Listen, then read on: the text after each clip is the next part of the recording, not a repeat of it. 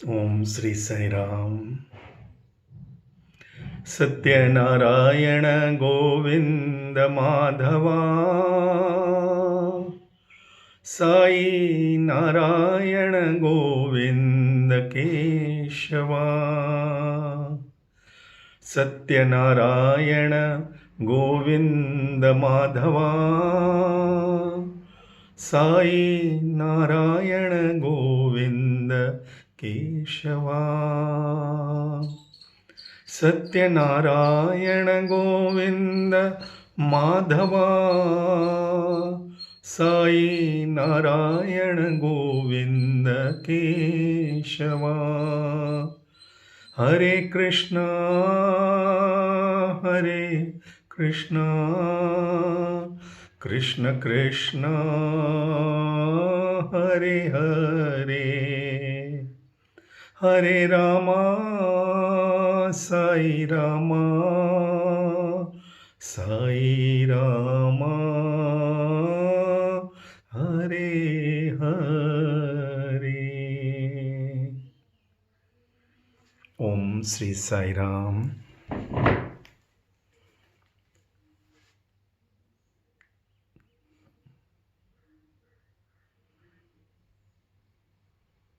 जैसे हमने देखा कि ये हमारे भगवान जो हैं, उनकी यूएसपी यही है, यानी उनकी एक, जिसको हम बिजनेस भाषा में ट्रेडमार्क कहते हैं,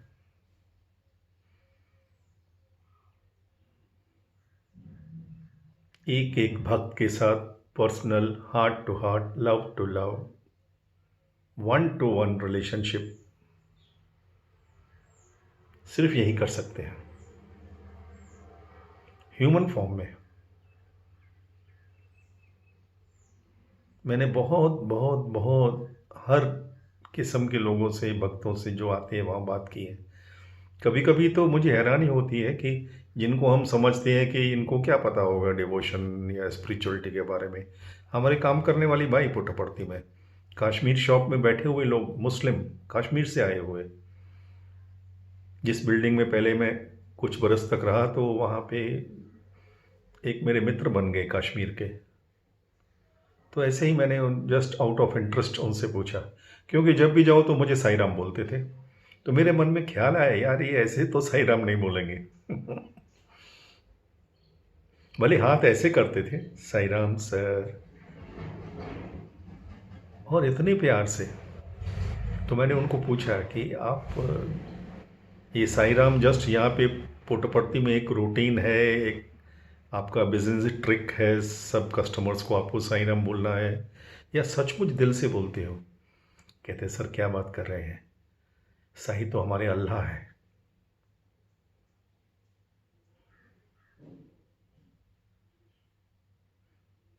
हम जब कश्मीर से, जब उस 80s में हालात बहुत ही ख़राब थे, ये मैं बात कर रहा हूँ 2010 के आसपास की, कि 80s में जब हालात बहुत ख़राब थे तो हमें कोई ठिकाना नहीं था। तो हम बहुत ही जो शांति प्रिय थे, एक दो फैमिलीज़ यहाँ पे आई, क्योंकि बेंगलोर में हमारे बहुत ही ऐसे मित्र थे जो शॉल वगैरह का बिजनेस करते थे। उन्होंने कहा कि बाबा के यहाँ कोई धर्म की ऐसी वैसी बात नहीं होती, आप यहाँ पे सेफ रहोगे। पहले हम एक दो लोग आए, फैमिलीज को नहीं लेके आए, और एक दो लोग आके देखे हमने। उसके बाद तो हमें लगा कि अगर इस धरती पे कोई सेफेस्ट प्लेस है तो वो यही स्वामी के चरणों में है। और हम दर्शन, जब भी स्वामी, हम अंदर नहीं आते, हमारे मज़हब के लेडीज़ तो आती हैं। मैंने कहा मैंने देखा है। कहते हैं लेकिन हम पूरा बाहर से जब स्वामी के दर्शन होते रहते हैं, हम पूरा घूमते रहते हैं, नज़र उनकी तरफ ही रहती है। और स्वामी की जब कार निकलती है तो वो हमेशा हमें ब्लेस करते हैं। यही नहीं, हमारे घर में कोई भी तकलीफ़ हो, मेरी वाइफ के सपने में आते हैं, मेरे सपने में आते हैं, हमें गाइड करते हैं। वो हमारे साई अल्लाह है। मुझे फिर याद आया कि 1978, यस, मैंने सभी समर कोर्स मैंने बताया अटेंड किए हैं। तो वाइटफील्ड से मेरा बहुत लगा, वहाँ सेवा भी बहुत करता था, कैंटीन में भी, और स्वामी के हॉस्टल के एक साइड में डिवोर्स के लिए टॉयलेट होते थे, उसको पता नहीं क्यों कोई साफ नहीं करता था।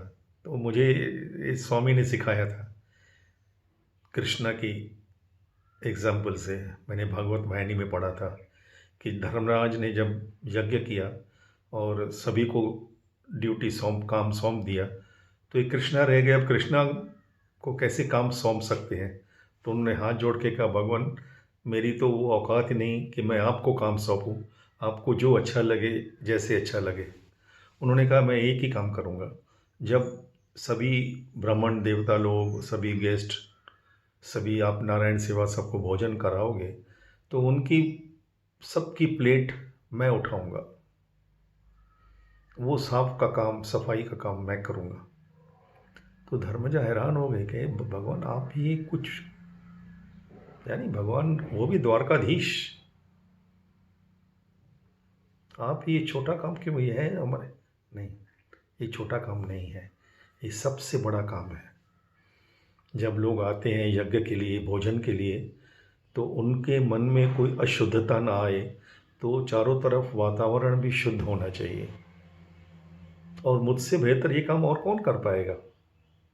मेरा तो काम ही यही है, तुम्हारे मन के सब कबाड़ को निकालना। ये मैं काम करूँगा। मेरे मन में पता नहीं क्यों ये उस दिनों से, मैं 70s से स्वामी की सब वाहिनीज जितनी भी पढ़ता था और उनको इंटरनलाइज करने की कोशिश कर, रामायण राम कथा रसवानी तो मैंने लिटरली 100-150 बार पढ़ी होगी। मेरे जीवन में कुछ भी कहीं भी कोई डाउट आ जाए तो बस राम कथा रसवानी का कोई भी पेज खोलो, उसमें आंसर मिल जाता है। सचमुच रामायण के एक एपिसोड में कोई ना कोई ज्ञान की बात होती है। एक छोटी बात तो बता देता हूँ आउट ऑफ ट्रैक जाके। मैंने राम कथा रसवानी से ये सीखा है कि हमें किसी को वचन देना नहीं चाहिए।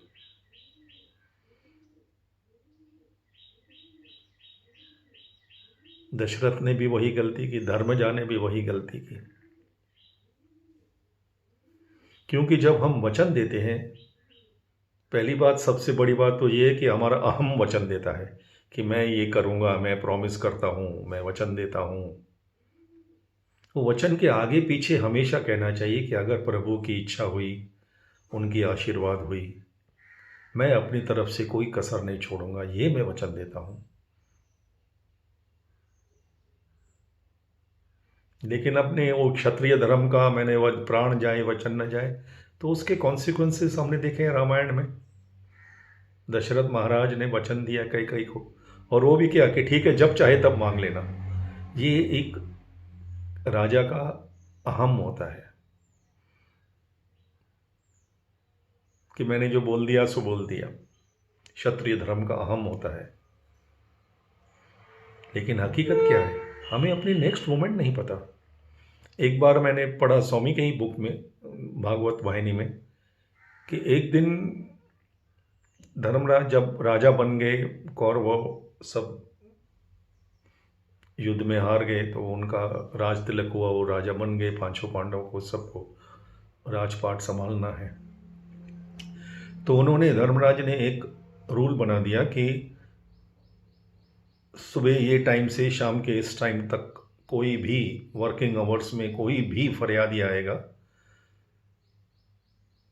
तो उसको विदाउट एनी क्वेश्चनिंग अंदर दरबार में ले आया जाएगा।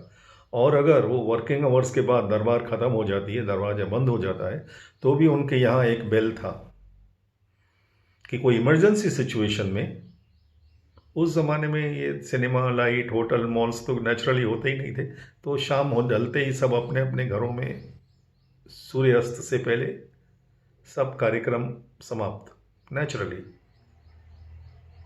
लेकिन अगर इमरजेंसी सिचुएशन में कोई भी आए तो वो राजा के दरबार में एक उन्होंने बहुत बड़ी घंटी रखी थी, उसको बजा सकता है कि एटलीस्ट राजा को इन्फॉर्म हो जाएगा कि कोई इमरजेंसी सिचुएशन है। उसको कोई रोकेगा नहीं। तो एक दिन हुआ ये कि एक गरीब, बहुत ही लाचार औरत, वो चलते चलते चलते वहाँ पे आई, लेकिन उस दरबार का समय समाप्त हो गया, ऑफिशियल आवर्स, और वो गेट बंद हो गया। तो उनको अंदर जाने की मना कर दिया, आप जा नहीं सकते। लेकिन उसे पता था, तो उन्होंने ज़ोर से घंटी बजाई। अब घंटी बजाई तो धर्मराज ने के पास आया मैसेज कि कोई बूढ़ी औरत है, कोई इमरजेंसी नहीं है, लेकिन वो कुछ मांग रही थी वो, और कोई इमरजेंसी ऐसी सिचुएशन नहीं है, ऐसे उनको रिपोर्ट आई। जैसे हमारे गवर्नमेंट की फाइल देते हैं मिनिस्टर को। तो धर्मराजा जब अपने दरबार छोड़ के महल में गए थे, तो उन्होंने कहा ठीक है, उनको कह दो कि कल सुबह सबसे पहले मैं उनकी बात सुनूंगा, और उनसे कहो शांति से आराम से चली जाएं, कोई भय की भाई इमरजेंसी तो नहीं ना। बोले नहीं भगवान, वो खुद ही कह रही हैं कोई इमरजेंसी नहीं है, उन्हें कुछ चाहिए था आपसे। ठीक है, मैं कल जो भी होगा I will look into it.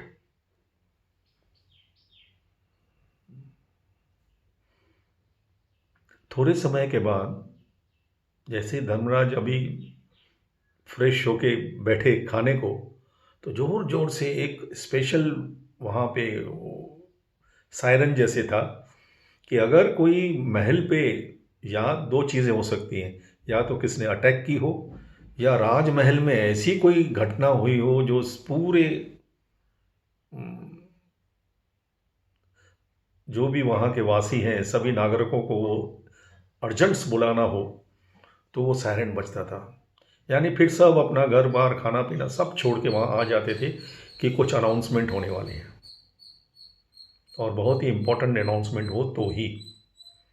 वो सायरन बजा दिया, और सायरन बजाने का अधिकार सिर्फ भीम को था, और किसी को वो छू भी नहीं सकता था। जैसे ही वो सायरन बजा तो महल के सभी महारानी, सब, कुंती, द्रौपदी, सब जितनी भी लेडीज जेंट्स, सब अपना खाना पीना छोड़ के कि क्या हुआ, किसको कोई बच्चा नहीं हुआ, कोई खुशखबरी नहीं है, किसी ने अटैक भी नहीं किया, ये भीम ने कैसे इतना इमरजेंसी सायरन बजाया। तो सब लोग जमा हो गए दरबार में, राजा भी आगे दरबार में बैठ गए, सब दरबारी भी आ गए, सब नागरिक भी सब काम काज छोड़ के आ गए उधर, कि राजा ने पता नहीं क्यों बुलाया, कोई अनाउंसमेंट है इम्पोर्टेंट, कोई नोटबंदी होने वाली है।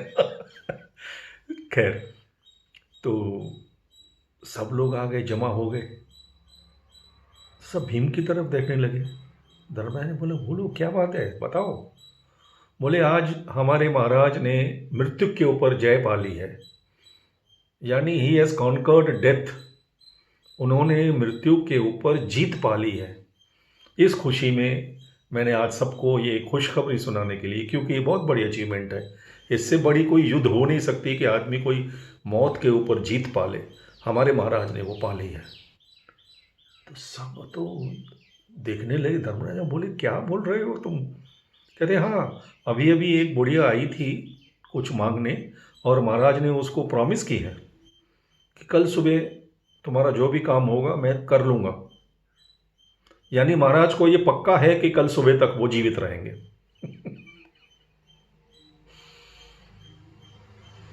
सबके सामने सब गुरुजन बैठे हुए, सब। धर्मजा का सर शर्म से झुक गया। बोले भीम, आपने मेरी आंखें खोल दी, हमें अपने अगले पल का भरोसा नहीं। Never postpone good action. हम उल्टा करते हैं, गलत काम करना होता है तो चलो चलो जल्दी चलो, पार्टी जाना है, ये करना वो करना, उसमें बिल्कुल एक मिनट की लेट नहीं करते। कोई अच्छा बोलो कि चलो अभी पुटपर्थी होके आते हैं, हाँ चलेंगे, देखते हैं, प्लान बनाते हैं, अच्छे काम के लिए प्लान बनाएंगे। गलत काम करने के लिए बोलो पार्टी पे जाना है, खंडाला लोनावाला कहीं भी जाना है, तो चलो गाड़ी निकालो, एक फटाफट फ़ोन करके सबको जमा कर लेते हैं, on the spot, gold spot. Late मत करो, मूड खराब हो जाएगी जाने की। अच्छे काम के लिए मूड बनती ही नहीं, मूड बनाते बनाते ज़िंदगी गुजर जाती है। ये सत्य है। हम हमेशा जो करना चाहिए वो बिल्कुल नहीं करते, और जो नहीं करना चाहिए उसके तो पीछे पड़े रहते। और फिर अपने आप को ज्ञानी भी बोलते हैं कि हमें सब पता है। We dare to call our every foolishness as sign of our progress. वचन दो तो साथ में पहले ये बोलना चाहिए, कोई भी क्षत्रिय हो, राजा हो, कोई भी हो, प्राइम मिनिस्टर हो, कि अगर मैं भगवान की दया से जीवित रहा, उनकी कृपा हुई, मैं अपनी तरफ से कसर नहीं छोड़ूंगा। I will strive and try my level best, whatever possible, I will try to fulfil what I promise. लेकिन ये घमंड नहीं कि मैं करूंगा ही, नेक्स्ट मोमेंट का क्या भरोसा। वो सिचुएशन कहती है, दशरथ ने कई को वचन दिया कि ठीक है जब चाहिए मांग लेना, उसके कॉन्सिक्वेंसेस क्या हुए हमें पता है। इसलिए किसी भी चीज में पहली बात तो ये हम सबको भक्तों को याद रखनी चाहिए कि exclusive right of ownership and doership is only with the cosmic authority, the God, universal God.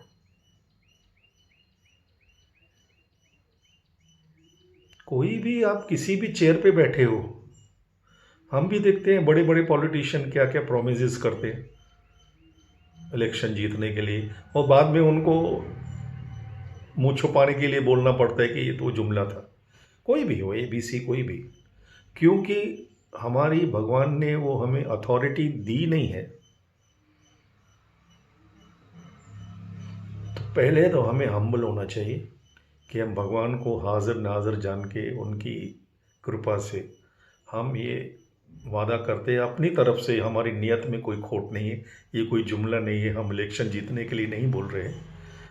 हम पूरा first priority, top priority transparently करने की पूरी कोशिश करेंगे, और कोई बात छुपाएंगे नहीं आपसे, आपके सामने ही करेंगे। लेकिन ultimately the exclusive rights of doership and ownership, we are not the doers, we are performers. Script उनकी है, और अगर हमारा डायरेक्टर से डायरेक्ट कांटेक्ट है तो हमें तो पहले ही भगवान इंडिकेशन दे देते हैं। He gives indications. भले वो कहें कि लव माई अनसर्टेनिटी, हम उनकी नेक्स्ट मूव नहीं जज कर सकते, लेकिन हमारा नेक्स्ट सीन क्या होना चाहिए उसकी इंडिकेशन वो देते हैं। सबका कॉन्शियस बोलता है, हम उसको दबा लेते हैं। भगवान कैसे क्या करेंगे वो उनकी, हम उल्टा ही करते हैं। यहाँ भी भगवान की रोल प्ले में हम इंटरफियर करते हैं, जो उनका काम है वो हम अपने सर लेने की कोशिश करते हैं कि हम देख लेंगे। तुम खुद को तो देखो, मेरे हाथ में सब कुछ है, लेकिन तुम्हारा हाथ किसके हाथ में है वो तो सोचो। सभी पावर्स अपने हाथ में लेने की कोशिश करते हैं, ले लो, लेकिन जिस हाथ से तुम पावर यूज करोगे वो हाथ तो किसी और के हाथ में है, और अगर उसने ना कर दी तो तुम क्या कर सकते हो, हाथ भी नहीं उठा सकते। ये तो लिख लो, ये भगवान ने साक्षात प्रूव किया है। स्टूडेंट को सामने बिठा के उसने बोला, स्वामी आप सचमुच कर सकते हैं, हमारे थॉट्स के ऊपर आपका कंट्रोल है, लेकिन हम अपना हाथ तो अपनी मर्जी से उठा सकते हैं। वहीं के वही स्वामी ने डेमोन्स्ट्रेट किया, वो स्वामी के साथ सब लड़के बैठे हैं, ये कोई प्राइवेट बात नहीं है, ये वीडियोस स्टूडेंट्स के ही आ चुके हैं समर्पण के। वो अपना हाथ नहीं उठा सकते अगर वो संकल्प ना करें तो पहली बात तो ये याद हम सबको रखनी चाहिए, किसी भी पोजीशन में हो, घर के हस्बैंड हो, घर के हेड हो, फादर हो, टीचर हो, कर्नल, मेयर, ब्रिगेडियर, कुछ भी हो, बैक ऑफ माइंड में तो ये ख्याल रखना चाहिए कि ownership and doership rights are with him, we are his performers and everybody is his performer. केवल हम ही नहीं, सामने वाला भी उसका ही परफॉर्मर है। अब हमें वो हमारा एटीट्यूड ग्रैटिट्यूड में बदल जाएगा। जो आजकल है ना, सबको एटीट्यूड है, व्हाट्सअप मैसेज भी ऐसे करते हैं कि जैसे बहुत मेहरबानी कर रहे हैं, वो इंडिकेशन से। क्यों? भले वो 24 आवर्स बेकार बैठे हो तो भी दिखाते ही है कि मैं बहुत बिजी हूँ। Attitude, attitude will turn into gratitude.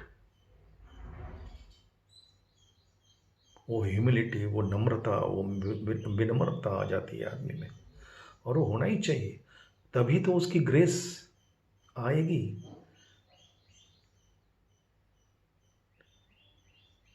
Ram ने लक्ष्मण को कहा, अगर रावण से सीखना है तो उसके सर पे मत बैठो, चरणों में जाके बैठो। दुर्योधन और अर्जुन कृष्ण से मांगने आए तो दुर्योधन सर पे बैठा, अर्जुन आके चरणों में बैठा। और भगवान ने जब आंख खुली तो पहले तो सामने चरण में जो बैठा है उसको दिखेंगे। दुर्योधन ने कहा, भगवान पहले मैं आया था। कहते हो सकता है तुम पहले आए हो, आई ट्रस्ट यू, लेकिन जब मैंने आंख खोली तो मेरे सामने पहले अर्जुन थे, क्योंकि तुम तो मेरे सर पे बैठे थे। कभी भी भगवान के सर पे मत बैठो, घमंड नहीं। भरत को राम जी ने कन्विंस करके अपनी अथॉरिटी से, दोनों में जो आर्ग्यूमेंट हुई वो 100 बार मैंने पढ़ी है और मनन किया उसका। अल्टीमेटली जब राम ने कहा, ठीक है तुम मुझे राजा मानते हो ना? कहते हाँ, तो मेरा ये हुक्म है एज अ किंग कि तुम जाओ, 14 बरस के लिए तुम्हें राजपाट देखना है, you go as my representative. अब क्या बोल सकता है भरत? सबने समझा कि राम ने बाजी जीत ली, क्योंकि दोनों के बीच में ये था कि कौन बड़ा त्याग करने की हिम्मत करता है। त्याग करने के लिए हिम्मत चाहिए। कॉवर्ड्स कैन नॉट सेक्रीफाइस, सवाल ही नहीं आती है। Fearful people can not sacrifice, positive people can not sacrifice. वो तो सब चीज़ को पकड़ के रखेंगे। उन्हें तो अपनी बीवी से भी डर लगता है कि मैंने जो लिखा है वो उसको, आजकल सुना है मैंने, हस्बैंड एंड वाइफ अपने अकाउंट्स का व्हाट्सअप वो कोड नंबर मोबाइल का भी नहीं देते। सीक्रेट रहता है सब। Lack of trust. तो भरत ने क्या कहा? हम भरत ना तो नहीं कर सकते, उन्होंने एक्सेप्ट किया, ठीक है तुम राजा नहीं बनना चाहते, तुम मुझे राजा मानते हो, एक्सेप्टेड। तो मैं राजा की हैसियत से तुम्हें ऑर्डर करता हूं कि 14 बरस तक मैं अपना, यहाँ मेरा काम है, और मेरे पीछे 14 बरस तुम अयोध्या देखोगे एज माई रिप्रेजेंटेटिव। अब भरत को तो कोई ऑप्शन ही नहीं, लेकिन भरत की ह्यूमिलिटी, विनम्रता, हिंदी बोलने में, उसके सामने तो राम भी सैल्यूट किए। बोले ठीक है प्रभु, मैं आपका प्रतिनिधि बन के राज करूंगा, और अगर मैं आपका प्रतिनिधि हूँ, सचमुच मैं मानता हूँ, if I am your representative. हमारे नेता हमारे कौन है? हमारे रिप्रेजेंटेटिव है, कहते हैं, वो खुद ही कहते हैं, वो कॉन्स्टिट्यूशन है, they are representing us, we are the मालिक, बॉस हम है, राम हम है, वो हमारे भरत है। तो भरत ने एक कंडीशन डाली, एक तो आप मुझे अपनी पादुका दोगे, आपकी पादुका मैं सर पे लेके जाऊंगा, ये हमेशा याद दिलाने के लिए, क्योंकि अगर मैं आपकी पादुका अपने सर पे लेके जा रहा हूं तो मेरे सर में घमंड तो आएगा ही नहीं,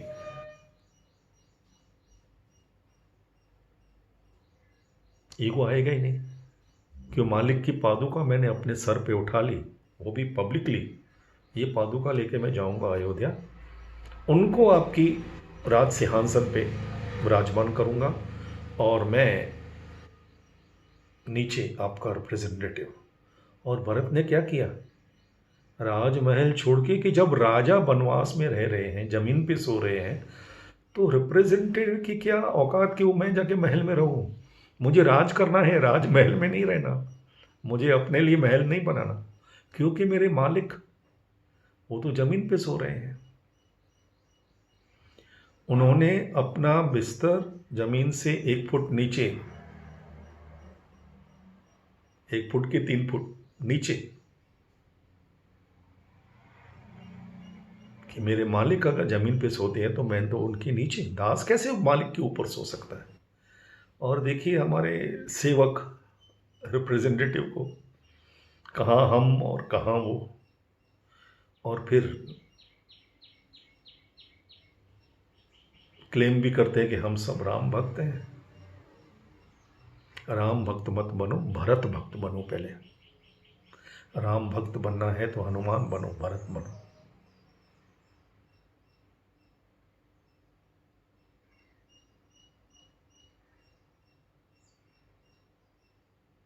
this is the way to deal with divinity. हमारा मन हमेशा हमें अहंकार में चलने के लिए प्रेरणा देता है, वो हमें फंसाता है कि हमारी ये अथॉरिटी है, हमारी ये पावर है, हम ये कर लेंगे, हम ऐसा करेंगे। और ऐसे ही वो दिखता है कि अगर ये आदमी कुछ भला है तो उसके मन में ऐसी अच्छी अच्छी बातें, ऐसी अच्छी अच्छी प्रोमिस डालेंगे कि वो उसको भी justified, because human mind will always justify it's mistakes कि हम तो भला ही कर रहे हैं देश का। इसलिए स्वामी कहते हैं फंडामेंटल डिस्क्रिमिनेशन। लक्ष्मण जी को जब राम ने कहा था, उनसे मिलने आए थे दूत कि आपका समय हो गया है, और उन्होंने कहा लक्ष्मण को कि उनको बाहर भेजो, और जब मैं आपसे बात कर रहा हूं तो कोई बीच में नहीं आएगा। तो राम जी ने लक्ष्मण को कहा तुम गेट पे खड़ा होना, अगर कोई भी अंदर आया तो तुम्हें मृत्यु दंड मिलेगा। अभी लक्ष्मण को बोल दिया तो वैसे भी लक्ष्मण कब राम का वचन तोड़ने वाले हैं, लेकिन राम ने उस ऋषि मुनि को कन्विंस करने के लिए, देखो अब तो सवाल ही नहीं, आराम से बोलो, हमारी मीटिंग में कोई नहीं आएगा। क्योंकि वो दूत जब आते हैं तो अपनी लाइट बॉडी लेके आते, उन्होंने कहा कोई किसको दिखना नहीं चाहिए। वो साधु बन के आए थे, ऋषि मुनि बन के आए थे, मैसेज लेके आए थे कि राम जी आपका समय अब अवतार का। लेकिन लक्ष्मण जब बाहर खड़े हैं तो दुर्वासा आ रहे हैं, वो दुर्वासा कहते हैं मुझे अभी राम से मिलना है, और अगर मुझे राम से मिलने नहीं दिया तो मैं पूरी अयोध्या को भस्म कर दूंगा। Now it is fundamental discrimination. अगर लक्ष्मण ने सोचा मैं राम जी का वचन तोड़ता हूं तो ज़्यादा में ज़्यादा मेरी पनिशमेंट क्या होगी कि राम मुझे मृत्यु दंड देंगे, नो प्रॉब्लम। लेकिन अगर मैं दुर्वासा को नाराज किया, उन्होंने शाप दे दिया और पूरी अयोध्या को भस्म कर लिया, और जो वो कर सकते हैं अपने श्राप से, उनकी है ऐसी पावर, तो पूरी अयोध्या भस्म हो जाएगी। Fundamental discrimination. पूरी अयोध्या को बचाने ने लक्ष्मण ने खुद को त्याग करने के लिए अपना वचन पहली बार राम का कहना नहीं माना। एक बार पहले भी गलती की थी, जब राम उनको बोल के गए थे कि सीता को अकेला मत छोड़ना, तो वो लक्ष्मण रेखा लगा के सीता मैया ने उनको ऐसे शब्द बोले कि उनको जाना पड़ा। ये भी उनकी गलती थी। अगर वो सब अपमान सह लेते, नहीं जाते, तो सीता हरण होता ही नहीं। लेकिन ये अब, तब वो गलती थी, अब ये त्याग है, अब ये गलती नहीं है। This is fundamental discrimination.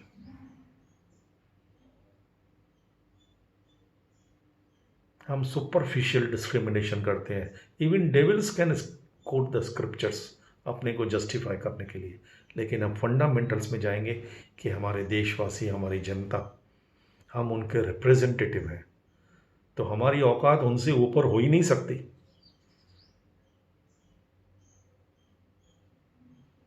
जिन्होंने हमको चुना है उनसे ही हमको सिक्योरिटी चाहिए, वही हमसे नहीं मिल सकते। उन्हीं के ऊपर हम हुक्म चलाते हैं, उन्हीं को हम भीख दान की तरह, उन्हीं का पैसा उनको बांटते हैं, और फिर खुद की, क्या बोले, मूर्खड़ू स्वामी का एक ही वर्ड है, अटर अटर अटर foolishness. Rights of ownership and doership are only with the master, the cosmic director. He decides, he provides, he directs, he protects. The script, the dialogue, the entry, the exit, the camera, the co-stars, everything is decided and directed by him and him alone. जय बोलो भगवान श्री सत्य साई बाबा जी की जय।